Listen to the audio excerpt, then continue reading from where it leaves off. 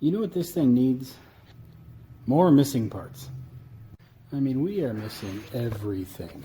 We have a flywheel, but we have no ignition system, no coils, base, any of that stuff. We have no shift rod. Don't know what happened there. Plug wires, obviously, the shift throttle control rod, throttle gear shaft, tiller handle, lower unit, drive shaft, obviously, carburetor linkage, rollers, knobs, everything is just gone from this thing. But who really cares? All I need is this Powerhead. So I'm going to do a compression check to see if it's any good. If it is, taking it off. And if not, throwing this thing, I don't know, outside probably. Now back in the 50s, tolerances were measured with a yardstick. So we're not really going to get that high compression out of this thing, even if it were new. So we'll just kind of see what we get. Let's see if I can balance this where you might be able to see it. And probably not. Oops. All right. So far we got 30.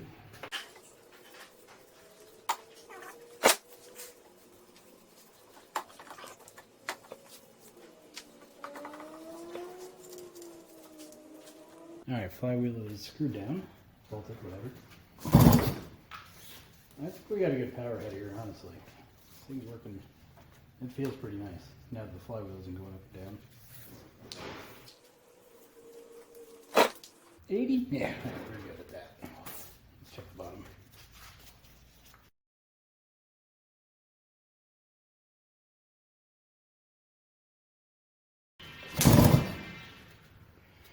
Perfect.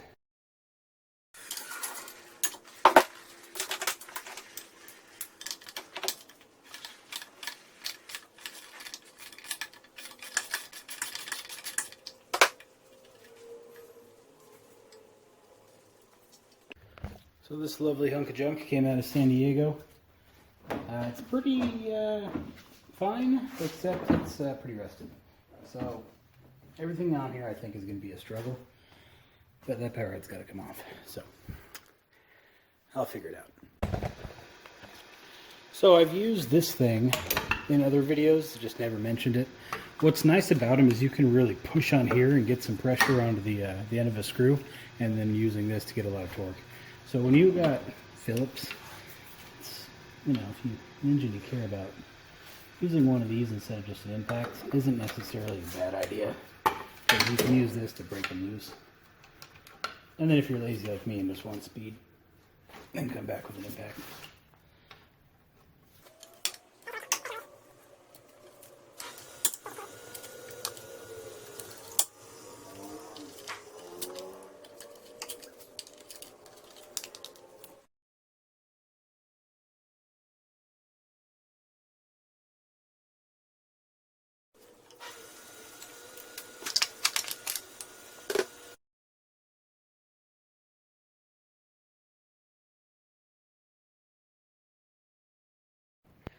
Okay, what you are looking at here is a 1958 Johnson 10 horsepower. I won this on eBay about 2.5 years ago for the low price of 99 cents. It was a no reserve listing, middle of nowhere. I want to say like Ramona, California, but I don't remember. So I won it for $1. I didn't pay that because I paid a friend of mine $40 to go pick it up. So, you know, it's still not bad, $41, but yeah, it's kind of up there. So when my buddy was picking it up, he mentioned that the owner said that if he knew it was going to sell for $1, he would have just fixed the lower unit and sold it for a lot more. Well, I didn't meet or talk to the guy, but that's what my buddy said. So I knew it was seized up, and without even looking at it, I knew it wasn't the lower unit. It never is. I mean, you know, it's lower unit's probably fine. But it came out of the trunk of his car onto one of my shelves, and here it is 2.5 years later, and we're actually going to do something with it. So I have opened the hood, but I've never actually taken it off, and I've never really looked inside, so I know there's some bugs and stuff, but overall, it's really not too bad under there. It looks pretty clean. But let's get this hood cover off and we'll see what we're dealing with. So it's actually, aside from the spider webs, it's actually pretty nice under here. Now, of course, the Powerhead is completely locked up. Other than that, it's pretty nice. You ever seen that movie, The Rocketeer? That's what these helmets always remind me of. Well, that's what these hoods always remind me of, the helmet from The Rocketeer. I don't know, that's kind of neat. Well, let's start getting it apart. I'm going to take the rubber off first so I don't hurt it. It's old rubber, but feels to be pretty good condition still. Alright, so now I'm going to get the shift, I believe it's called interlock lever off. So safety features, you can't pull start it while it's in gear.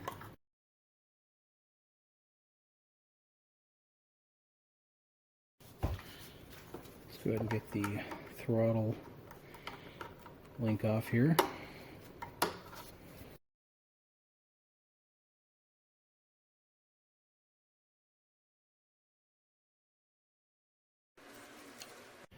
The fuel lines they'll need to be changed anyway, so we're going to make this easy and just cut the stupid things. Making progress. Let's see if we can get the spring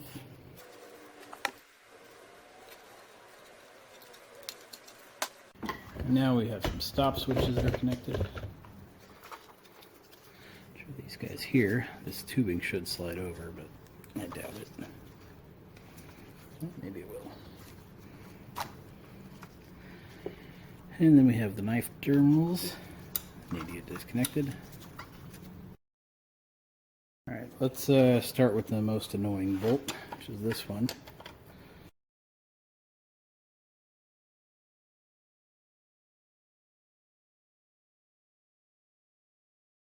Yeah, that's staying in there apparently. Alright, now we got one down here.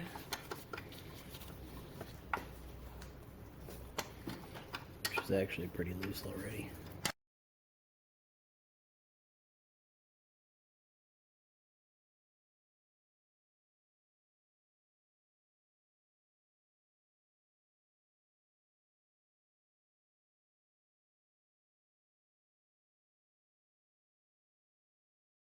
Alright, bolt in the front.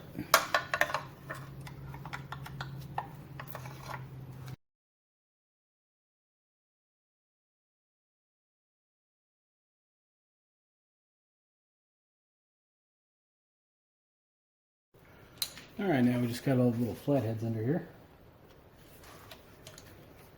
I don't foresee any problems, but you never know.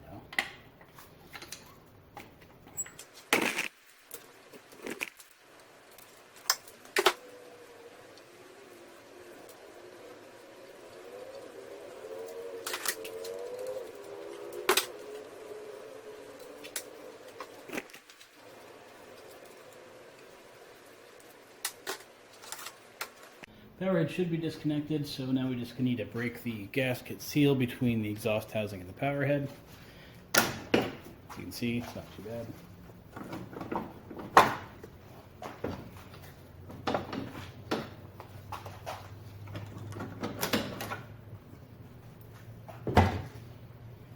And off comes our powerhead. And luckily, looks like most of our gasket's still kind of intact. Now when I say luckily, it's not because I have any intentions of reusing it, but because it makes the cleanup of this gasket surface that much easier. And also, if I had my CNC laser cutter up and working, we could use this gasket to trace out a new one and cut our own. But we don't. Alright, there's our old powerhead. There's our new one. Now, as usual,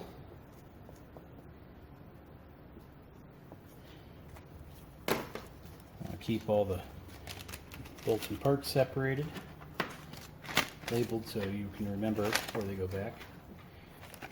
I've done many motors in my time, and I still forget. So, label them. Link to bags below, of course. That is how this channel makes money. And by money, you know, money is used to produce quality videos such as this one. So, I also said make money. That's not really true because most of the revenue that comes is less than the cost of parts and gaskets and everything. Especially if you factor in my time of editing. Yeah, no, they're making anything. But I knew the gaskets, or at least the gaskets, what am I saying? Engine cover mounts were different between an Evinrude and a Johnson. I just never had the two side by side to compare. So the mounts here is where our Rocketeer hood kind of goes in and sits here. The Evinrude version has these little tabs it uses. So comparing the two, they look identical except for these little tabs. So rather than swapping cylinder heads, I'm just going to cut these off because they are identical. You know, these even kind of look like they were cut off of something. So cut them off and we should be good to go there. The front mounts use these little rubber tabs. This doesn't have them, but it doesn't have them because they're built into the starter bracket. So starter bracket will go into this Powerhead. Cut these off and we have an interchangeable Powerhead. Nope, nothing to it on that one. Alright, I have the Powerhead modifier out. So let's go ahead and modify the Powerhead.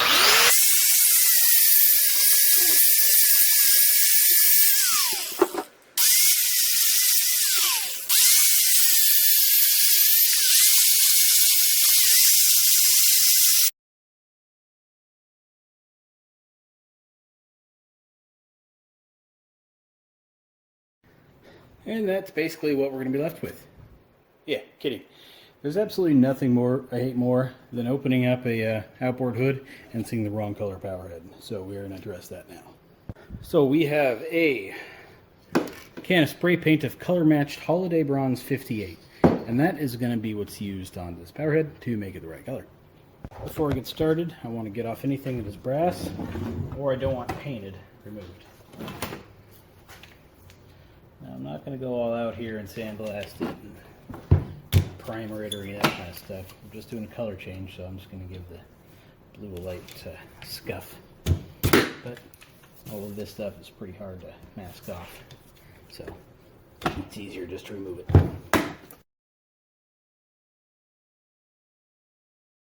And this little cup, little angled part, or tapered, goes down just like so.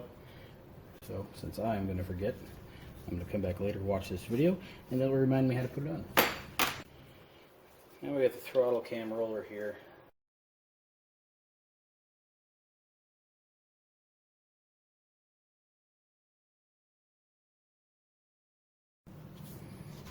Might as well get this rubber piece out here, which apparently is falling apart anyway. Now I could pop this bolt out and remove this tab. Don't really think I'm going to. I'll just leave it like that. We got some sandpaper, got a Powerhead, and the two are now going to become one.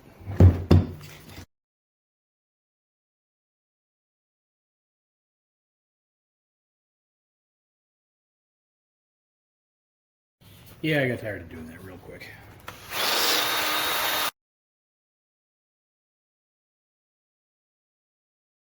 Alright, my quick cleaning attempt is done. Now I'm going to give it a little bath down in some acetone and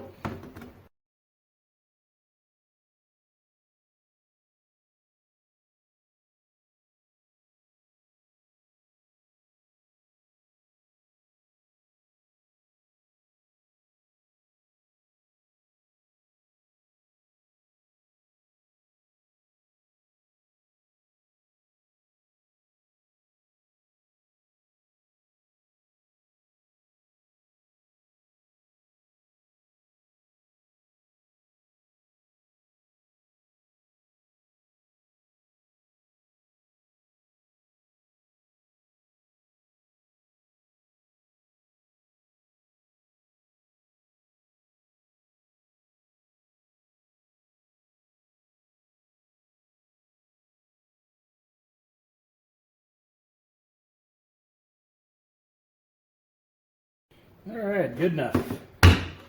Let's paint.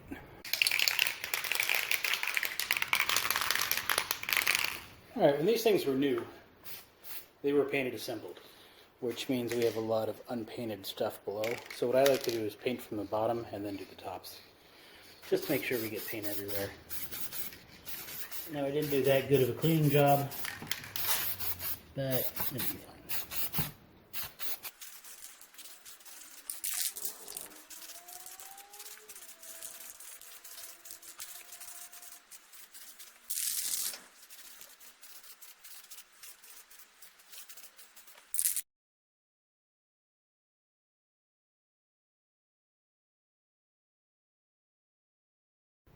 Now, you can't really tell on camera, but it's looking pretty good. Alright, while that dries, might as well clean up the lower pan. To do that, I'm going to use some of my PV40 and kind of spray it down, loosen all the crap up that way, and then just wipe it down.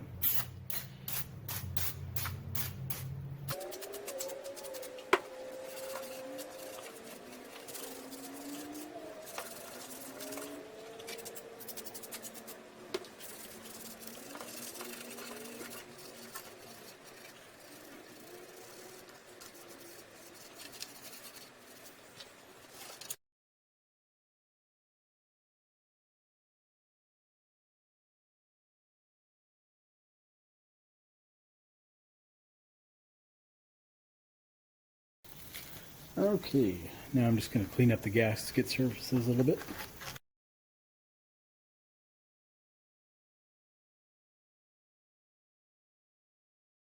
I'm just going to wipe it down with some acetone, make sure it's good and clean.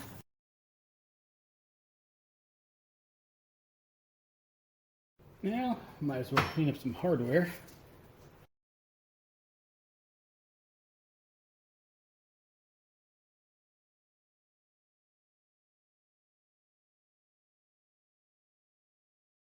Alright, now it is time to get the gasket ready. This is our gasket we'll need. It is 305, 324. Depending on your year, this may change, but that's what it is for this one. I got this courtesy marineengine.com. And when I say courtesy, I don't mean they gave it to me and I paid dearly for it. So, a lot of people ask me sometimes where I buy my parts from. And the answer is everywhere. So, let me elaborate. So if a website, company, whatever, is set up to help me find the parts that I need, the part numbers, and order it, I usually buy from them. Boats.net is a big one. I use shop2.evinrude.com all the time to look up parts, and then usually just buy them on boats.net. Boats.net doesn't really have a good user-friendly way to look up parts. It's there and it works, but marineengines.com is a little bit better. The problem with boats.net is it doesn't show you anything prior to 1968. Marineengine.com does, I believe, until 1955. So an easy way to look up part numbers for this old clunker is marineengine.com, since they spent the time, effort, money, web development, and hosting all this information. I felt it only fair to buy this gasket from marineengine.com, so that is where I bought this part. When I come to do the water pump or any other parts, chances are they're going to come from marineengine.com as well. However, having the resources that I do, I don't always need these companies to look up parts, and then it just comes down to price. So, with my parts and accessories manual here, I can go to service parts,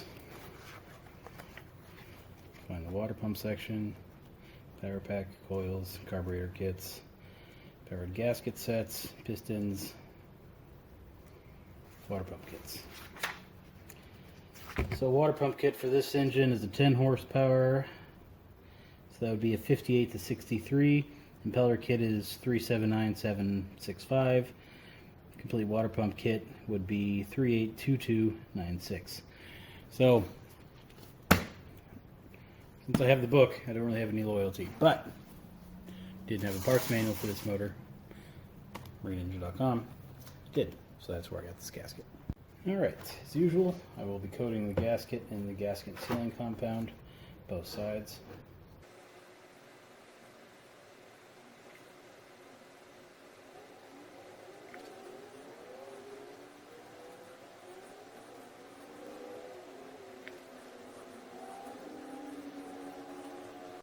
we just gotta find its proper kind of home and set it where it needs to go. Luckily with this motor we have these studs that holds the gasket down for us. Pretty handy.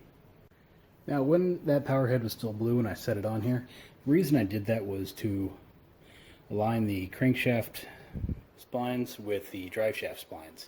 So now power head will go right on. Alright, tape has been removed from the power head, at least for the base gasket. The rest is still on there. And there it is. Now our screws, to make sure they're not going to stick in there on us, each one of them is going to get coated in the gasket sealing compound. And that is a pretty easy task. Just kind of brush or dip them in there.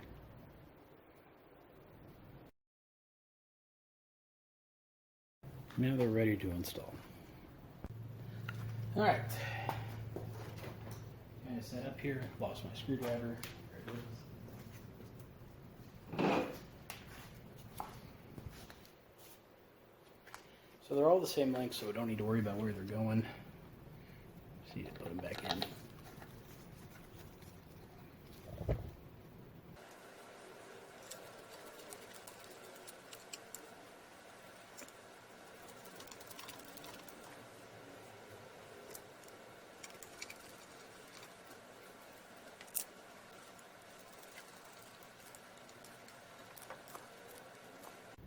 Now for the front ones.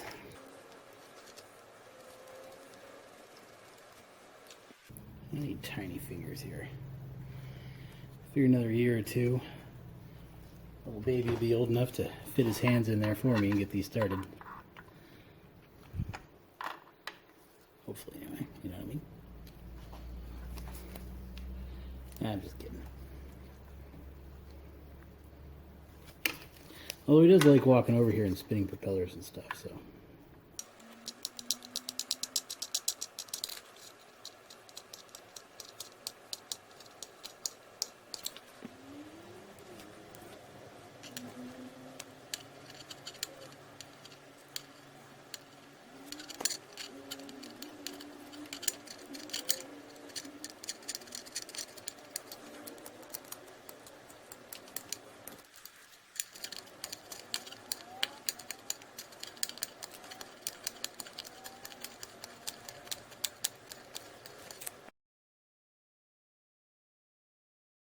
Well, folks, that is all for today. Let the paint dry for a day or two, and then come back, snug down all the bolts. So stay tuned for more on this motor. Next, I'll be doing the carburetor, followed by the ignition system, followed by the lower unit, and maybe a test drive. So, I'll see y'all later.